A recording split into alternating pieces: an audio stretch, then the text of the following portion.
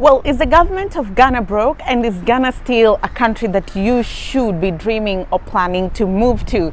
If this is something you're interested in hearing and what's currently happening in Ghana, stick around to find out.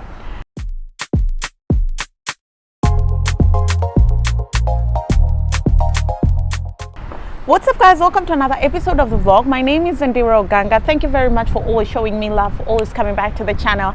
I am super grateful. It's been a minute before we did one of this sit down so we get to talk to each other and catch up, and I thought, why not do it? Because a lot is happening in Ghana.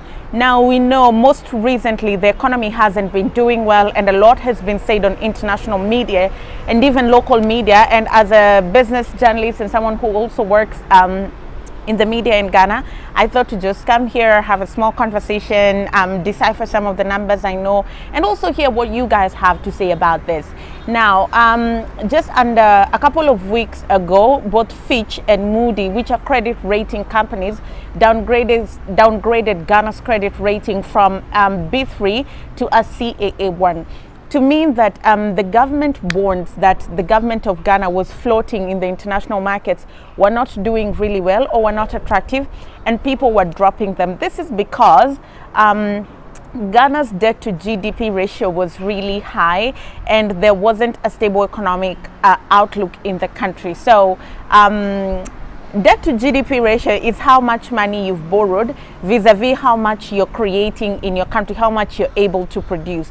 So for developing countries like Africa and some countries in South Asia, you're advised to keep your debt to GDP ratio at 50%.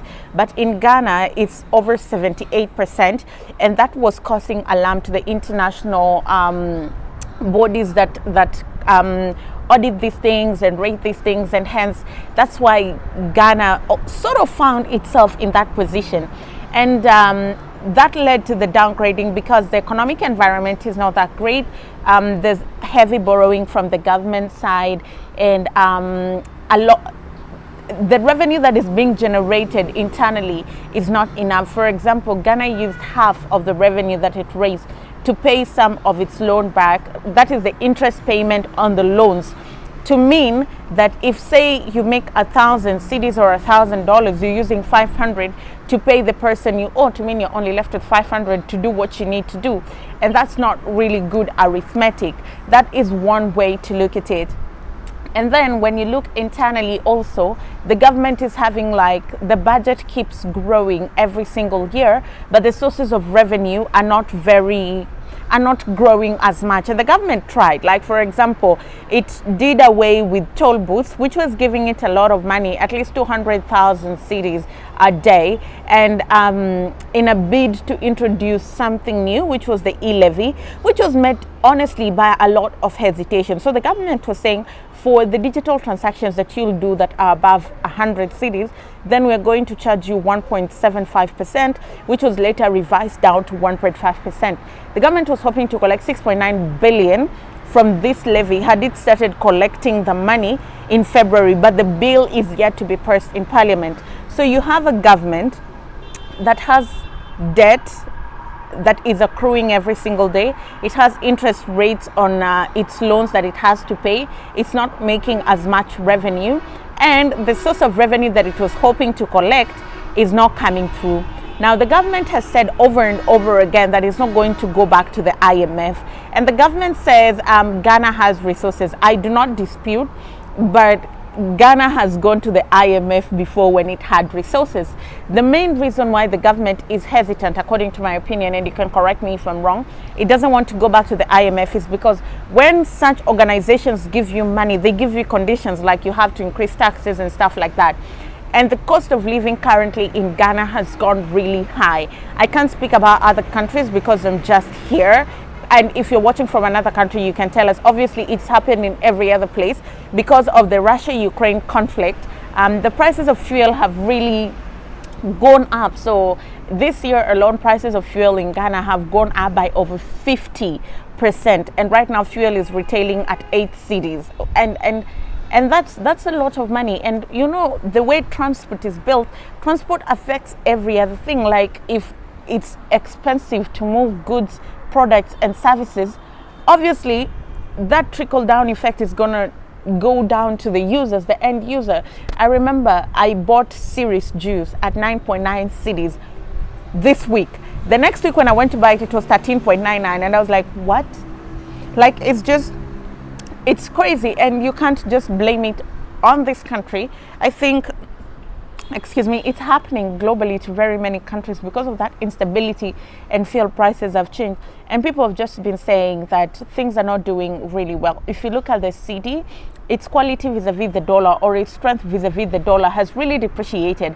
There was a time I did a video saying the CD was the best currency vis-a-vis the dollar, like it had held its fort really well, but a lot has been happening. They're importing a lot, and then there's a lot of pressure on the CD because people are demanding for the dollar, and things are just not going well. Currently, the Ghanaian CD is the worst performing currency vis-a-vis the dollar, at I think number 15 on the continent. Previously, it was the Zambian kwacha, but Zambia went back to the IMF, got a loan and stabilized its economic environment. So now it's the Ghanaian CD, and there's just a lot of pressure, if I'm being honest with you. Ghanaians are feeling the pressure, and it's also fair to say that the government is also feeling the pressure, because that's the truth. Nobody wants to run a struggling state. Nobody wants to run a failed state, and I'm not saying it's failed by any means. And things are hard when you go to the market and you try to bargain, and these women just tell you they can't, and if you don't want, just leave it, because they also bought it at really high prices. There was also just news the other day that government workers had not been paid, and it just goes to reiterate the point that the government is also struggling. Now, all these things said, is Ghana still a good place to stay? I'd say yes. The instability is temporary. If you ask me, that's what I'll tell you. The instability is temporary. I am not sure how long the Ukraine-Russia thing is going to last, but at some point OPEC is going to step up and say we can't be buying fuel at $120 per barrel. It's not sustainable. And also, what you need to remember is that the government of Ghana is benefiting from all this. They pegged fuel at $61. Right now, it's fuel per barrel, like Brent, is going for, I think, over $100. So they have an extra $40 in profit. So the government is making some money there. The reason why they're not cushioning people is because that money is supposed to go to some other places and do other things.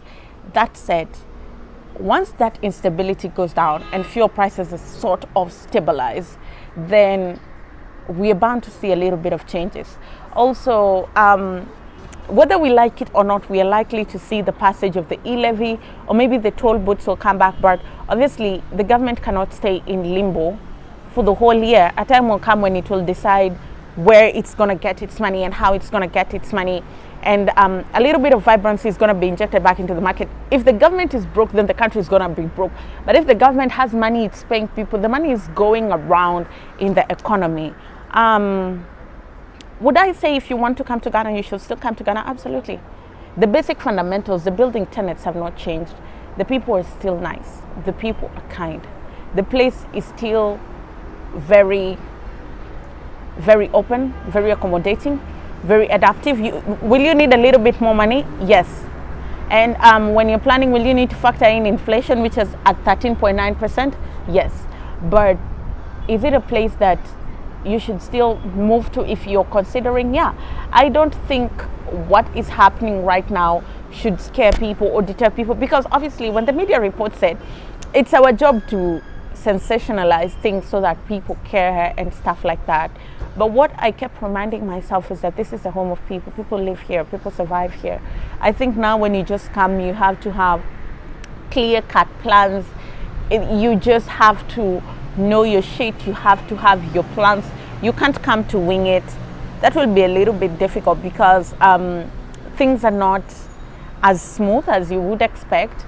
but it doesn't mean that things are not necessarily moving. I don't know if that makes sense.